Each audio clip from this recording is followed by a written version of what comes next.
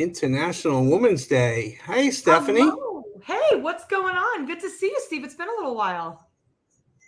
Do you remember me? Barely, barely. And last week we started the month without you for Women's History Month. I cried a little bit.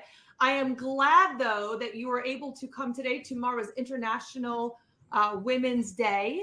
But today is a really special day. If anybody's been following us for the past few years, today is Steve and I's 3-year anniversary of doing this show.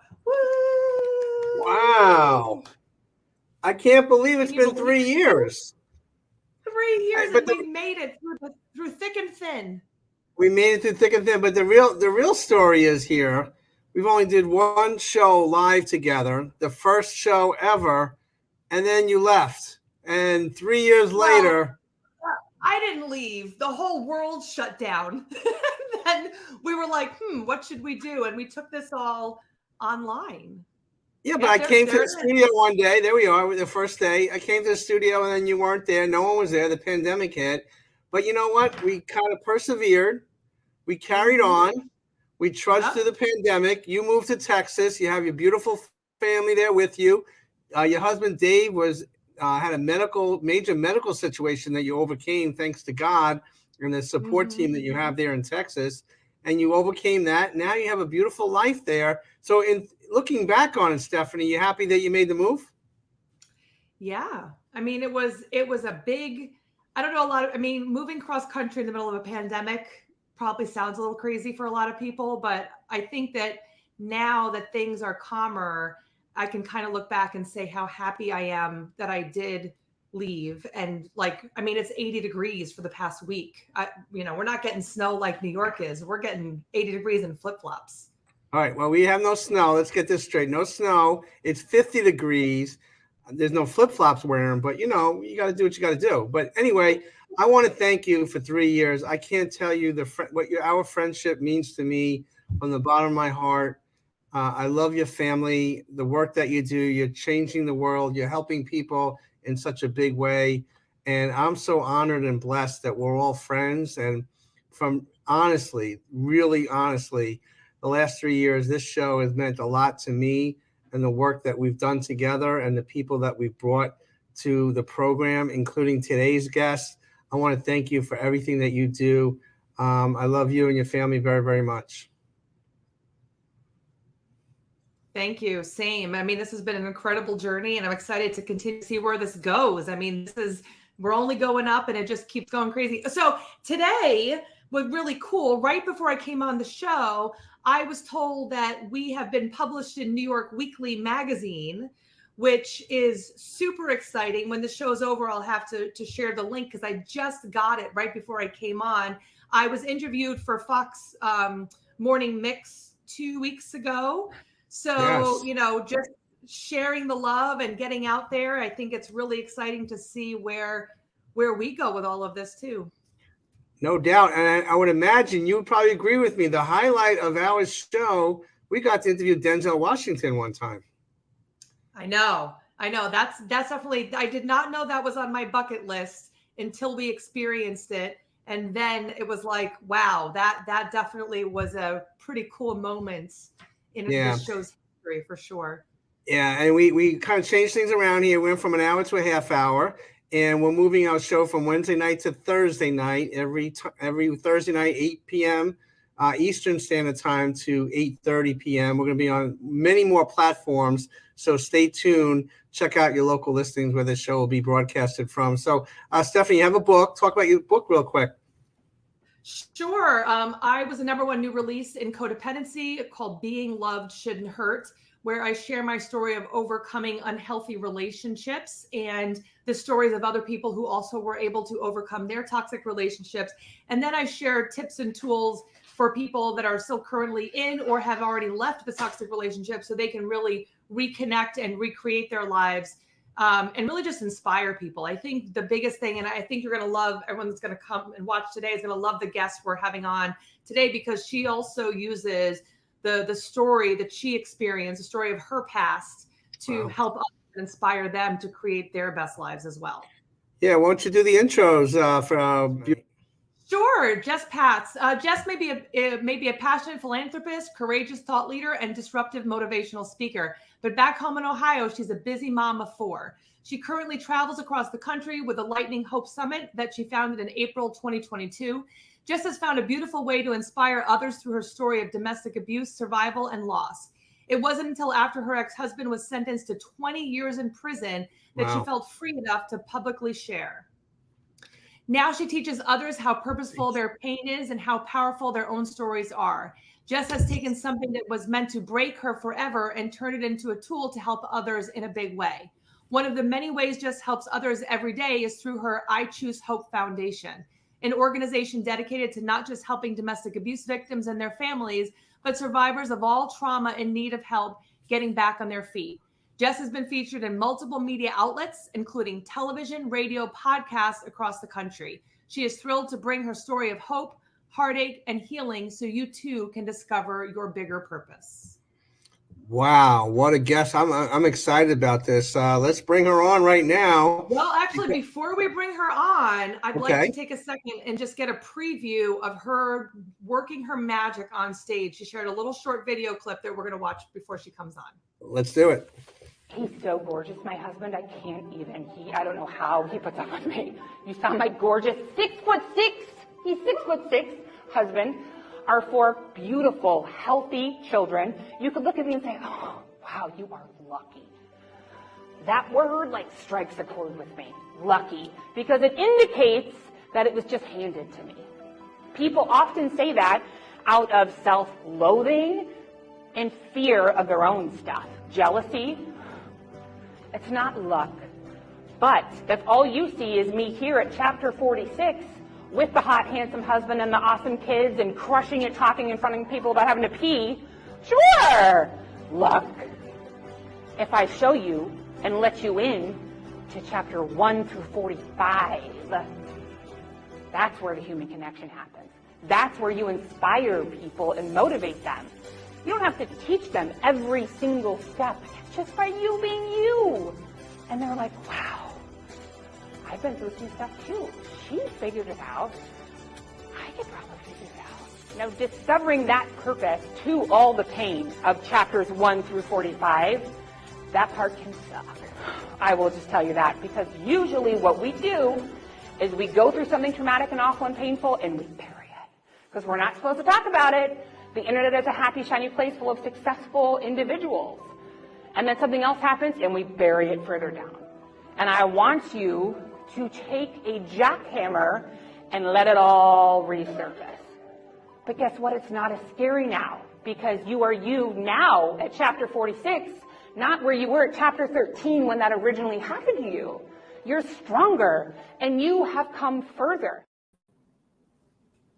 Inspiring. Welcome, welcome, Jess. We're so happy to have you on the show. Thank you so much for coming on and hanging out with us today. Thank you so much for having me. I'm really excited to be here, and happy anniversary. Thank you Thank very you. much. Thank you. Yes, thank you. I mean, your story is so inspiring.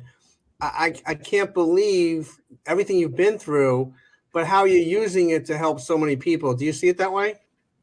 Absolutely. It's a privilege, honestly, to have the opportunity to kind of be on the other side of all of that pain and trauma, because I know so many people who never get to that other side of the journey. And it's a wonderful responsibility to be able to help people discover their own purpose to pass pain. I know, Stephanie, you could probably relate to her in so many ways, but the connection that what she's doing now is remarkable.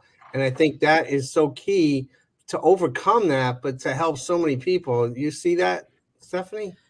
I mean, yeah, that was one of, and I wanted you to, or wanted us to see that video that you shared specifically, because I remember when I first started sharing my story, and the first podcast I ever did, and I was like, oh my gosh, I'm going to actually do this. And my ex-husband's still around and still likes to give me a hard time every once in a while, 12 years later. Yeah. But I was so afraid of him finding out and what the repercussions were going to be and all of that. But I couldn't, after that first time sharing my story, my personal friends that reached out to me and said, I had no idea that you went through all of that. Here is a story about me of something that happened to me. And then they all of a sudden were like opening up all these things. And I was like, I can't keep this quiet. I have to share my experience, whether, whatever's going on with him, I'll deal with it. But I have to share this experience because it's not about me. It's not about what I experienced. It's about inspiring other people to share that. How did it feel for you when you first started sharing what you've experienced? It was very similar, honestly. And when I first began sharing, I talk about this, it was very me-centric. As much as I wanted to help break stigmas surrounding domestic violence and what survivorship kind of looks like, I needed to finally be able to tell my truth and get it off of my chest and speak it into existence, because for so long, there was a big gap between when my marriage ended and when he went to prison. I was just this crazy ex-wife. And now I had an incredible opportunity to share. And from the very first moment I shared, I learned, oh, well, that wasn't quite so bad. And I really liked it. And then it was the same thing. People out of nowhere sharing their stories that had nothing to do with abuse, or other people sharing, you know what, I realized I'm not in a good situation and I didn't quite understand that until I heard you. And it was kind of addicting. And I haven't stopped since, almost 6 years later.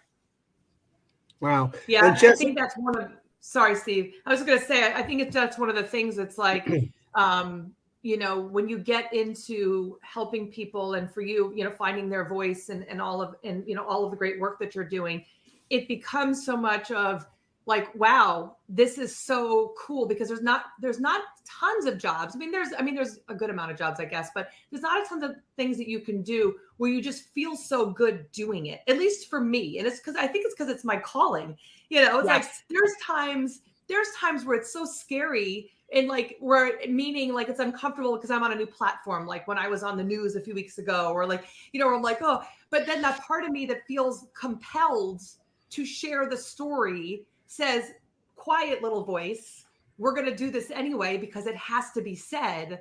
I think that helps push you forward. And then, like you said, then somebody reaches out that you never would have expected. I had that happen today, that never would have expected, that reaches out and you're like, oh my gosh, okay, I have to keep going. What is it? Finding Dory or Finding Nemo. You have to keep swimming. Oh, just keep swimming. Yeah, that's your purpose has to be louder than your fear. That's what I always try and encourage people. Everything's scary. Everything in life, those big steps are scary, especially when it's kind of unknown. But as long as we're very convicted in our purpose and what we're kind of called to be doing, that needs to outweigh the fear of what may or may not happen from doing it. Because then usually we're really surprised and rewarded with the outcome. Mm-hmm. Jess, I see the word hope on your sweatshirt there. Does the word hope, there you go.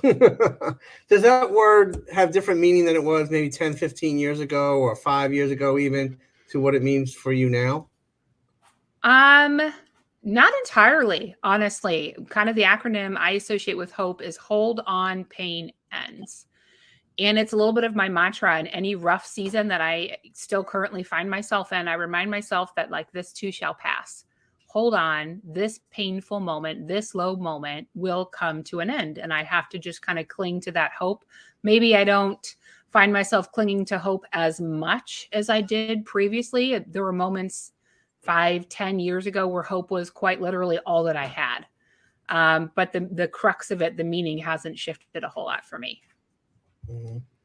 And what was the most difficult moment you had in your journey before you actually pivoted and doing the work that you do now? That's a really good question. I think the most difficult part was probably forgiving myself as a mom, as a single mom at the time with 2 really young kids. Part of the PTSD really of it all, of him silencing me and saying I was crazy and trying to kind of dissuade the world around us from believing the abuse I was trying to talk about. Then I started to internalize that and believe that I had done something wrong. I had chosen this. I'm not a good mother. And I had to really allow myself to understand I didn't choose any of this. And I'm a wonderful mother. And I found myself in an unfortunate situation that I would have never picked. And that's okay, to kind of let myself off the hook, because it was so much negative energy to be carrying around. And I was holding myself back from this beautiful future ahead of me. Do you think that you stayed longer in that marriage because of any guilt or shame that you were feeling? Oh, 100%. I was raised Catholic. My parents were married for 25 years before my mom passed away. And I didn't want to be a burden. Divorce was not part of our verbiage. No one in my family was really divorced. So I didn't want people to know what the reality of my marriage and my life had become. I thought surely they would judge me and I would lose everybody around me. And that's the opposite of what happened, thankfully. Wow. I mean, this is Kick on Healthy Relationships to the Curb. We're here every Thursday night, 8 o'clock Eastern Standard Time. And Jess, talk about the work that you're doing during the pandemic and how has that shifted for you, or has it maintained the same intensity? The pandemic was tough. I will say the severity of things we saw from a domestic violence perspective during the pandemic heightened tremendously. There's always abusive, toxic relationships happening. Domestic abuse happens so many times a day throughout this country. People don't even realize it's so much more than just the physical violence as well. But the level of physical violence got frightening because these people were now trapped in a fishbowl with their abusers, and they didn't have an opportunity to escape and call and ask for help or find resources. They were controlled in a much bigger way. And that was scary to be a part of, because it wasn't as though we were able to shift and change the resources people were offering to help in the way that we wanted to. So we have learned to really rely on our supporters, even on the back end. A lot of what we do through I Choose Hope is kind of silent. We don't share of it. We don't share a ton. And that actually worked in our favor during the pandemic, because we had this built-in kind of security system of supporters who understood what we were trying to accomplish and were ready to step up in an even bigger way with the challenges that the world was facing at that time. That's excellent. Steve, actually, I know, Steve, you can talk about, if you want to talk about your experience during the pandemic. Steve actually goes and volunteers at a domestic violence shelter in New York. And what was Steve, what was your experience during the pandemic when you were working with some of these women?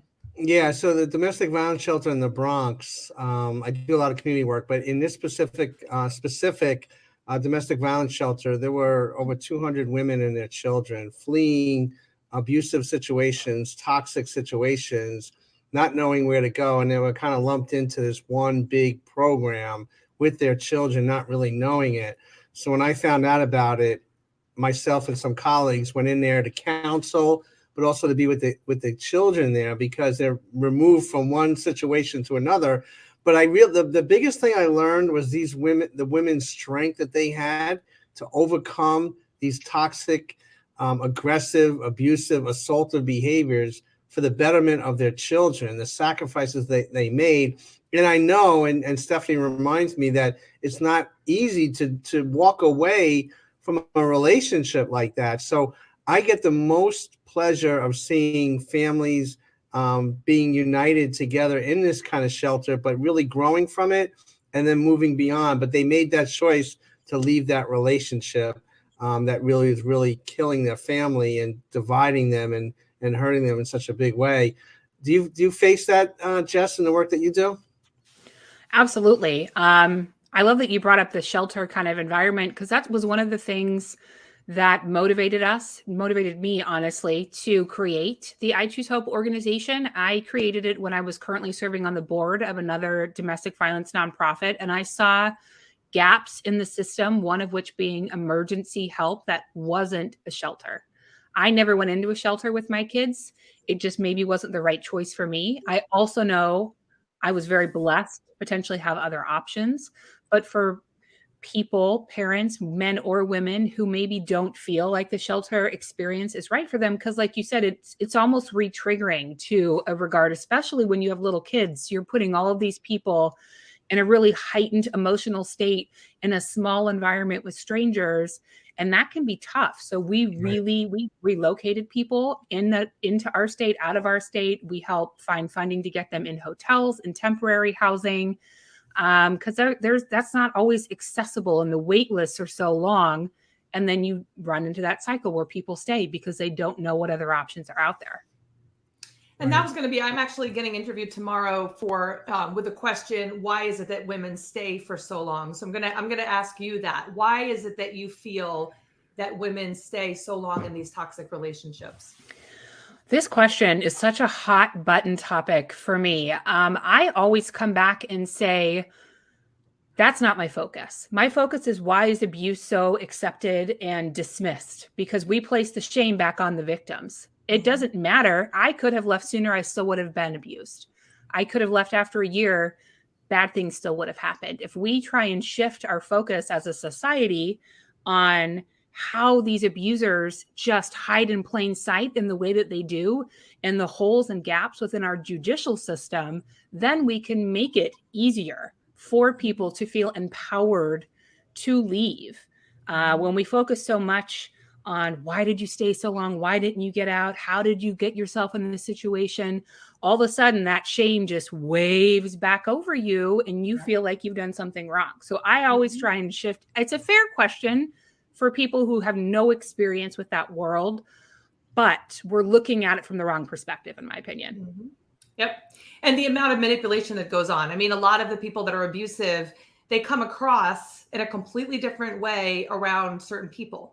So, you know, and I remember one time when I was trying to get an order of protection against my ex-husband, and we were in front of the judge, and the judge basically told me no and said, it looks like you guys are just causing drama for each other. You're just trying to like stress each other out, was pretty much what he said. It just totally. And I started crying in the middle of court because it had been going on. Now, I was going back. I actually wrote the court, petitioned the court at one point to drop charges.